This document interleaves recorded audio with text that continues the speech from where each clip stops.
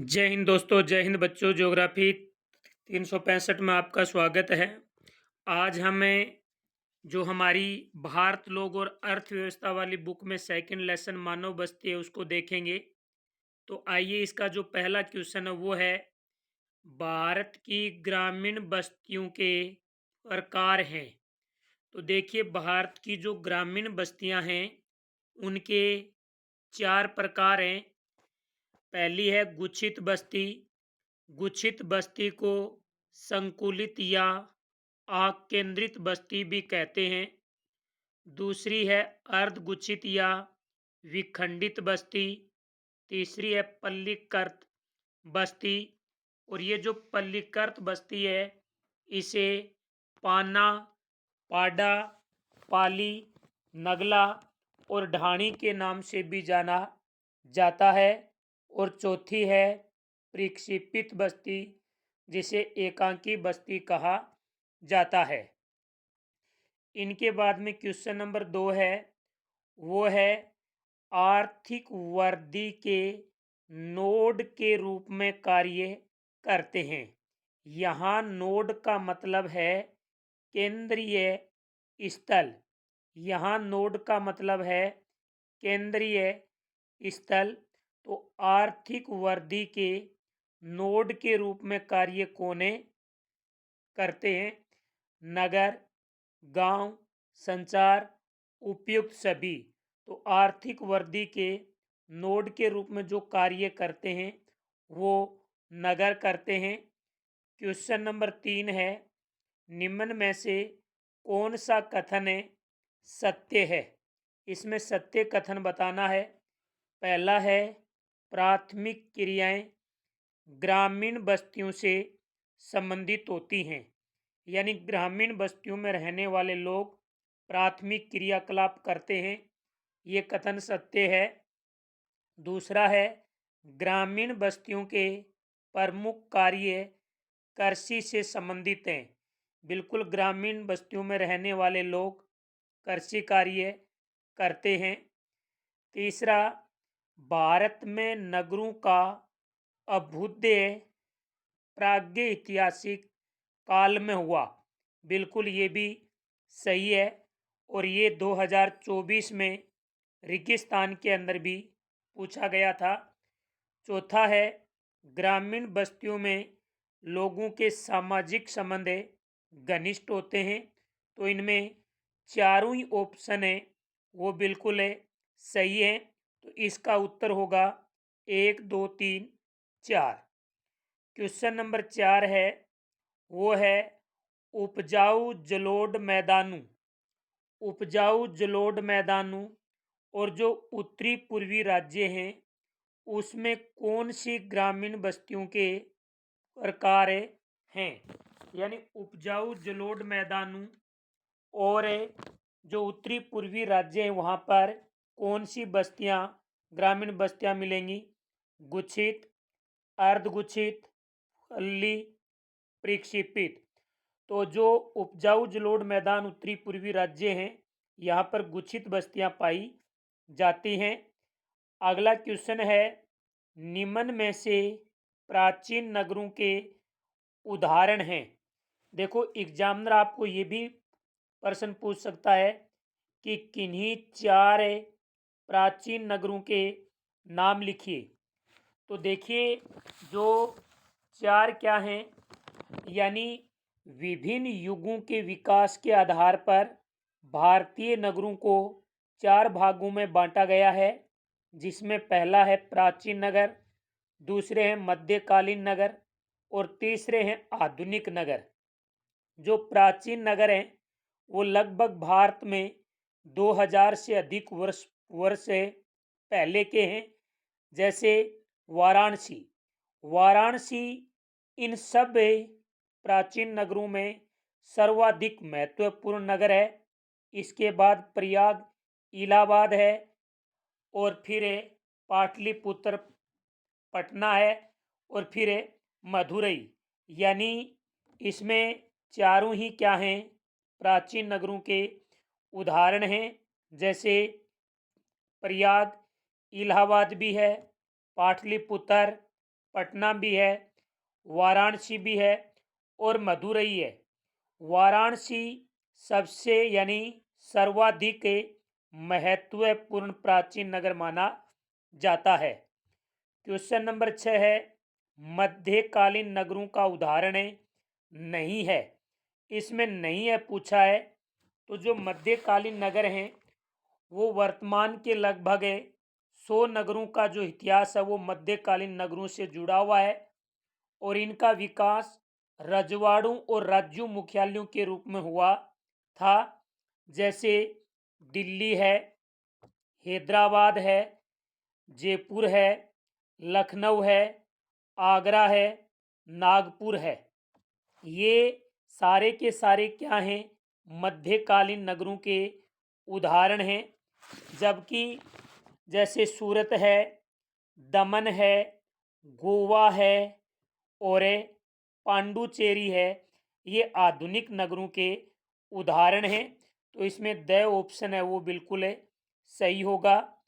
अगला question number 7, Jamshedpur किस नगर का उदाहरण है?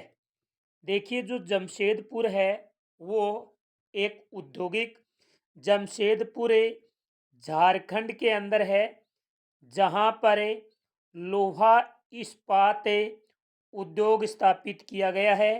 जमशेदजी टाटा के द्वारा 1907 के अंदर यहाँ लोहा इस्पात उद्योग लगा था। तो ये एक औद्योगिक नगर का उदाहरण है।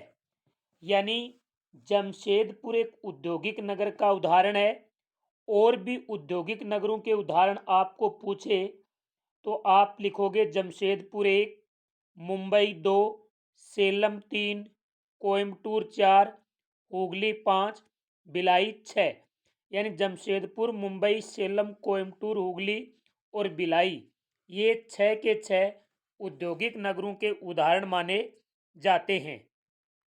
क्वेश्चन नंबर 8 है, गेरिसिन नगर के उदाहरण हैं।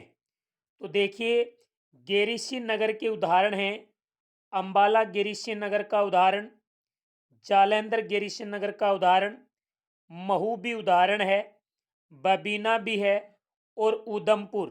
यानी ये 5 के 5 हैं वो क्या हैं, गेरिसिन नगर के मुख्य उदाहरण माने जाते हैं। तो इसमें द ऑप्शन है वो बिल्कुल सही होगा। क्वेश्चन नंबर 8 है, शैक्षिक नगर का उदाहरण नहीं है। शैक्षिक नगर का उदाहरण नहीं है। तो देखिए जो शैक्षिक नगर के उदाहरण हैं वो रुड़की है, वाराणसी है, अलीगढ़ है, इलानी है, इलाहाबाद भी है और वाराणसी है। ये सारे के सारे रुड़की, वाराणसी, अलीगढ़, इलाहाबाद, इलानी, ये शैक्षिक नगर के उदाहरण हैं। जबकि मुगल सराया, इटारसी और धूलिया ये परिवहन नगर के उदाहरण माने जाते हैं। तो इसमें द ऑप्शन है वो बिल्कुल सही होगा। अगला क्वेश्चन नंबर 10 है, पर्यटन नगर का उदाहरण है। पर्यटन नगर का उदाहरण है। तो देखिए इसमें नैनीताल, मसूरी, शिमला, पंचमंडी, जोधपुर, जैसलमेर, ये सारे के सारे क्या हैं, पर्यटन नगर के मुख्य उदाहरण माने जाते हैं। 2 इसमें राजस्थान है, पर्यटन नगर के उदाहरण हैं, जोधपुर और जैसलमेर। तो इसमें भी द ऑप्शन है वो बिल्कुल सही होगा। अगला क्वेश्चन नंबर 11 वो है कि गुच्छित बस्तियां किस प्रकार के ज्यामितीय प्रतिरूप को प्रदर्शित करती हैं? आयताकार, अरीय, रेखिक।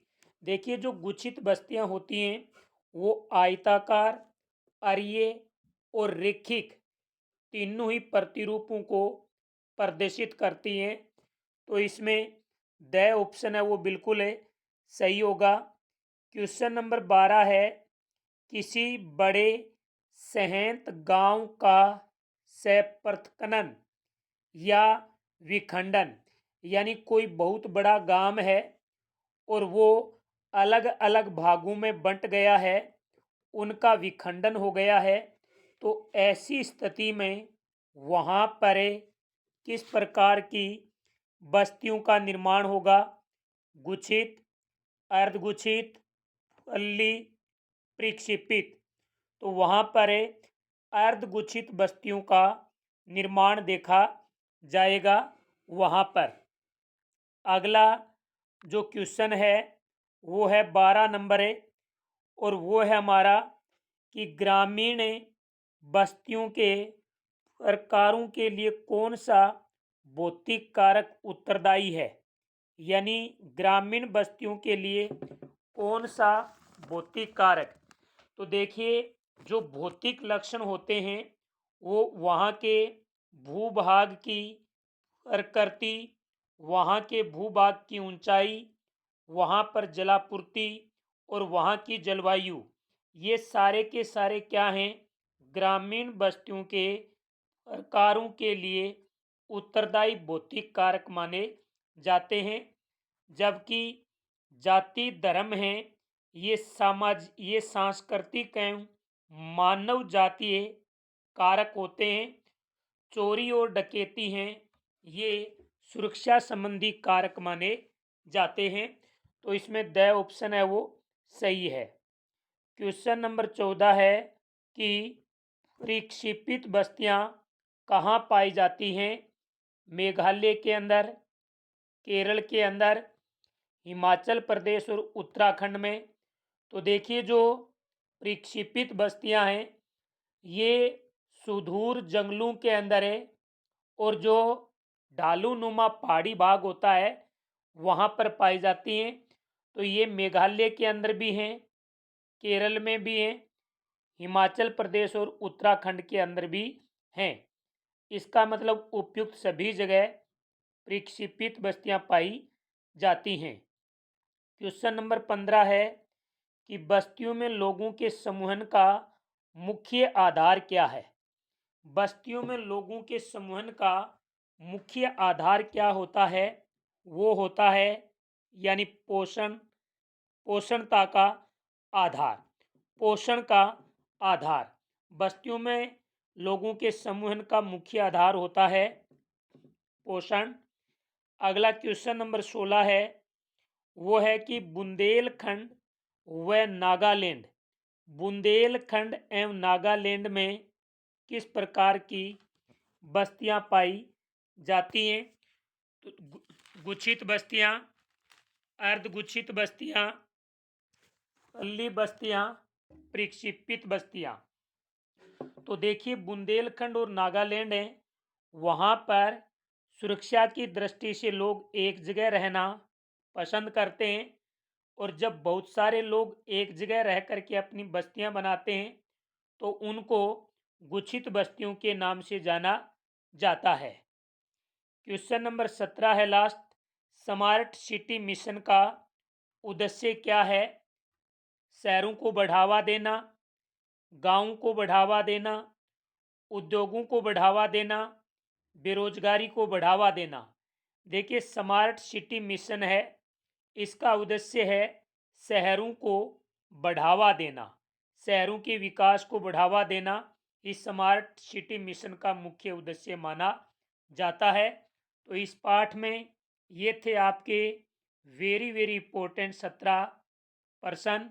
उम्मीद करता हूँ वीडियो अच्छा लगा होगा। जितने भी आपके मित्र हैं उनके पास वीडियो को शेयर करें, और जो विद्यार्थी, जो मित्र पहली बार हमारे चैनल पर विजिट कर रहे हैं वो चैनल को सब्सक्राइब जरूर करें। और जय हिंद, जय भारत।